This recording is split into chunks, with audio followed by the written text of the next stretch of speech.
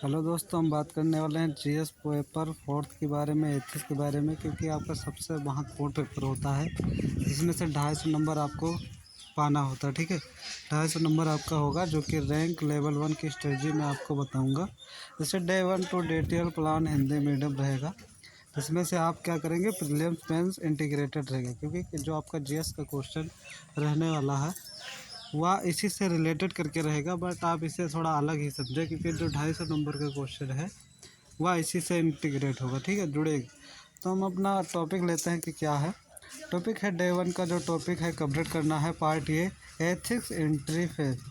Interface में से होता है जो एथिक्स क्या है। ठीक है, क्या देखना है, एथिक्स क्या है, परिभाषा उसके बारे में।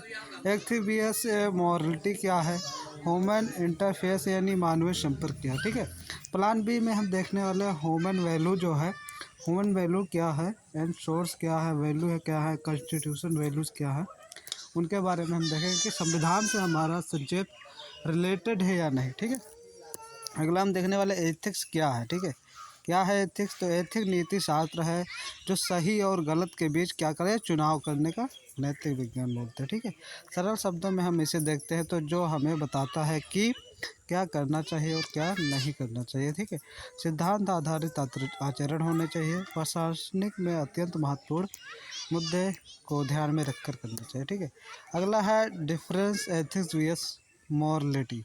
मॉरलिटी में से होता है जो नेचर से होते हैं, सिद्धांत आधारित होते हैं, व्यक्तिगत आचरण होता है, स्कोप जो होते हैं स्वाभाविक होता है। ठीक है, व्यक्ति समाज पर निर्भर होता है।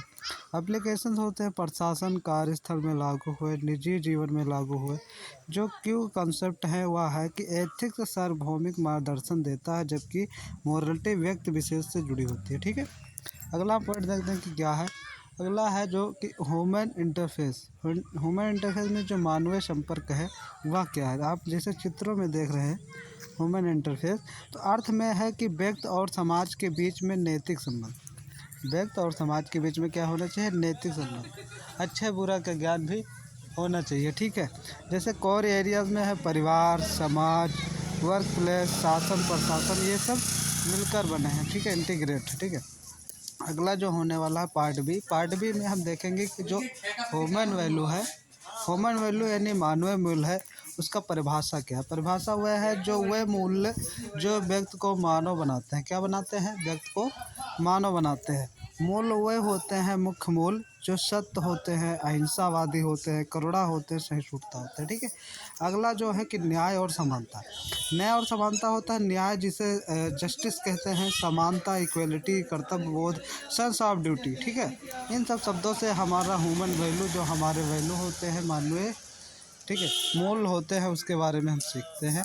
अगला जो वैल्यूज़ ऑफ सोर्स, कितने सोर्स हो सकते हैं हमारे वैल्यू के, वह होता है परिवार। परिवार में क्या होना चाहिए, ईमानदारी होनी चाहिए और एक संस्कार होने चाहिए। ठीक है, समाज में क्या क्या होना चाहिए, सहिष्णुता होनी चाहिए। ठीक है, शिक्षा में क्या होनी चाहिए, वैज्ञानिक दृष्टिकोण होना चाहिए, सोच समझ होनी चाहिए अच्छे से। धर्म में क्या होनी चाहिए, रिलीजन में वह करुणा होना चाहिए, अहिंसा होनी चाहिए।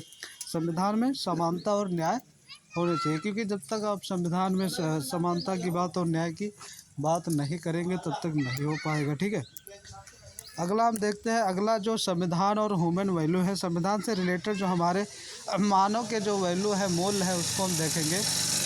तो वह है जो हमारा प्रेम्बल है, प्रस्तावना है, उसमें लिखा गया है कि जस्टिस यानी न्याय होना चाहिए, स्वतंत्रता होना चाहिए, हमारी जो वैल्यू है, मूल्य है, और समानता होनी चाहिए, बंधुता होनी चाहिए। जो फंडामेंटल ड्यूटीज़ है आर्टिकल 51 ये के तहत, वह वैज्ञानिक दृष्टिकोण होना चाहिए, मानवीयता होनी चाहिए, सार्वजनिक संपत्ति की रक्षा होनी चाहिए। ये सब हमारे क्या है, धर्म है, हमारे आर्टिकल 51A के तहत जोड़ा गया। ठीक है, हमारे प्रस्तावना में ये भी लिखा था। ठीक है, तो जो मेंस आंसर राइटिंग के लिए जो हमारा जो 10 से 12 मार्क्स हैं, उनको हम इंक्रीज़ कैसे करें, उनको बढ़ाएं कैसे, तो आप ऐसे बढ़ा सकते हैं, उसका परिभाषा दीजिए पहला। दूसरा, आप मुख्य बिंदु लिखिए जो आपको परिभाषा में पूछ रहा है। ठीक है, उसके बाद में आपको एक उदाहरण देना है, फिर उसके बाद में संविधान जो लिंक करे उसको आर्ट प्रेम्बल के साथ में आप जोड़ सकते हैं। निष्कर्ष बाद में आप लिख दीजिए। उसके बाद में आप करेंगे प्रैक्टिस ह्यूमन वैल्यू प्रशासन में क्या आवश्यक है 150 शब्दों पर, यानी कि जो मानों का जो वैल्यू है प्रशासन के साथ तो क्या है। तो इन पर आप क्या करेंगे, पहला पॉइंट परिभाषा लिखेंगे, दूसरा मुख्य बिंदु लिखेंगे, तीसरा उदाहरण, फिर संविधान, फिर निष्कर्ष। इन सब शब्दों को क्या करेंगे, मिलाकर एक अपना आंसर राइटिंग का फॉर्मेट बनाएंगे। ठीक है। अगला जो रहने वाला है टॉपिक वह है जो प्रैक्टिस क्वेश्चन। केस जो हमारा मिनी है उसमें क्या करना है, प्रैक्टिस। जैसे आप इस चित्रों में देख रहे हैं कि जो क्या है, इनका नाम है क्या है, रोचिस सोमवंशी, जो IAS हैं, कलेक्टर हैं, जिला अधिकारी हैं। तो उनके तहत ये है, तो सिचुएशन जो इसकी परिस्थिति है, परिस्थिति के अनुसार अपने को क्या करना है, निर्णय लेना। ठीक है। जैसे एक DM को चुनाव के जो समय राजनीतिक दबाव होता है, पॉलिटिकल प्रेशर होता है, का सामना करना पड़ता है, यानी कि अपने प्रेशर को जो कि बैलेंस्ड करना होता है, बराबर करना होता है, देखते रहना, क्योंकि अपने आप को मानसिकता के चोट पर देखना रहता है। तो उसी के हिसाब से आइडेंटिफाई वैल्यू करना पड़ता है, मूल्यों की पहचान करें। ठीक है। कैसे करें, तो आपको सत्यनिष्ठा रहना चाहिए, सत्य बोलना चाहिए उसके पक्ष, और निष्पक्षता रहनी चाहिए। आप किसी का मतलब दोहरे मतलब एक पक्ष पर ना ले, निष्पक्ष रहे, किसी की पक्ष ना ले। ठीक है। दूसरा है रोल ऑफ लॉ, जो कानून का प्रशासन के है उसी के हिसाब आपको चलना है। ठीक है। अगला जो पॉइंट होने वाला है वह thinking to day one target. आपको क्या रहेगा, जो आपकी सोच है वह टारगेट को कैसे हम इम्प्रूव करें। जैसे स्वामी विवेकानंद, महात्मा गांधी, इन सब ने हमें जो सीख दिए हैं, प्रदान किए हैं, इन जो दिया है उसके तहत हम लेकर चलेंगे। तो वह कैसे हो सकता है, वह ऐसे हो सकता है जैसे टू डेज थिंकिंग क्या है, गांधी जी सत्य और अहिंसा के ट्रुथ पर, सच्चाई मार्ग पर चले हैं, तो उन्हीं के तहत हम अपना भी कार्य अवलोकन कर सकते हैं। दूसरा क्या है, विवेकानंद जैसे सेवा ही सर्वोच्च धर्म है, service is a sir super me duty. ठीक है। उसके बाद में हम देखते हैं जो डे 1 का चेकलिस्ट है वह क्या है।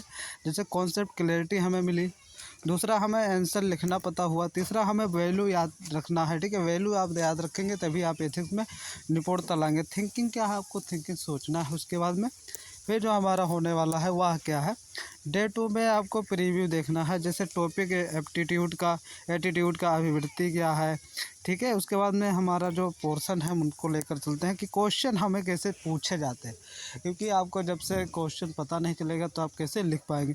जैसे एथिक्स को सरल शब्दों में क्या कहा जाता है, एथिक्स को सरल शब्दों में क्या कहा जाता है, सही और गलत का चुनाव करना। ठीक है। उसके बाद में जो एथिक्स और मोरालिटी है कि मुख्य में अंतर क्या है, डिफरेंस क्या है एथिक्स और मोरालिटी। एथिक्स सार्वभौमिक और यूनिवर्सल होता है। ठीक है। उसके बाद में अगला क्वेश्चन देखते हैं। अगला क्वेश्चन ह्यूमन वैल्यू, माननीय मूल का अर्थ क्या है। माननीय मूल का अर्थ क्या है, वह मूल जो व्यक्ति को मानव बनाते हैं। ठीक है। उसके बाद में सहिष्णुता यानी टॉलरेंस का मूल स्रोत क्या है, तो वह है सहिष्णुता। सहिष्णुता किससे मिला है, समाज से। ठीक है। सहिष्णुता समाज से है। ठीक है।